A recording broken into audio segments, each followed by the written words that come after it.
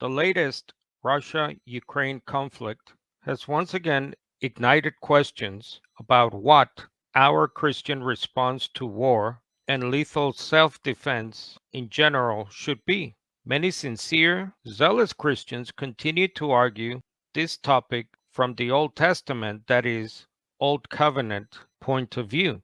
But the truth is that we are Christians, followers of Christ, and not Jews, followers of Moses. Therefore, we must focus on the New Covenant law of Christ found in the New Testament and not the Old Covenant law of Moses from the Old Testament.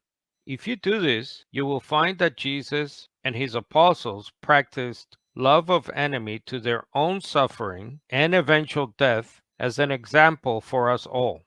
First and foremost, the New Testament presents love of enemy as an unqualified commandment to be obeyed by all Christians. In Matthew 5, verse 39, Jesus says, "Offer no resistance to one who is evil. When someone strikes you on your right cheek, turn the other one to him as well." Later in verse 44, "But I tell you to love your enemies and pray for anyone who mistreats you." These commandments are placed in sharp contrast to Jesus' own Jewish upbringing as a Torah observant Jew who had to abide to laws regarding holy wars found in Deuteronomy chapter 20 and lethal self-defense Exodus 22 verse 2. Yet in Matthew 5, Jesus overrules the Torah when he forbids his followers to get angry at their enemy. In other words, where Moses taught, "Show no pity," Jesus, in contrast, now says, "Do not resist an evildoer."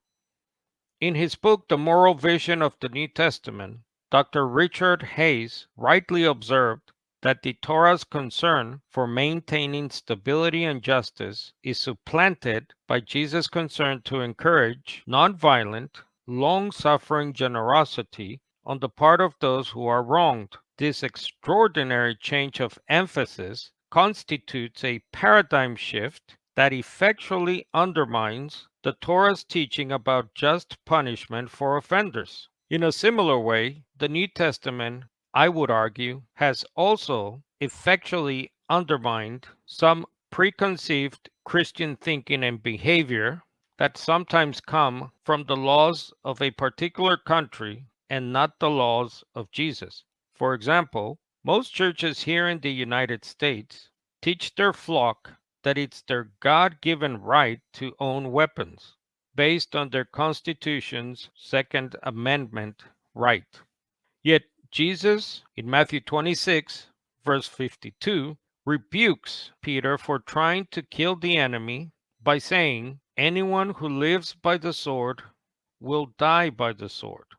This prohibition explains why later Paul says to the church at Rome that God has appointed governing authorities to wield the power of the sword and not the church. Therefore, this means that when a Christian works for the political, military, industrial complex of our day, Christians run the risk of being rebuked by Jesus as well. Lastly, please note that I am not speaking about every other government job, such as the tax collector or the employment officer official.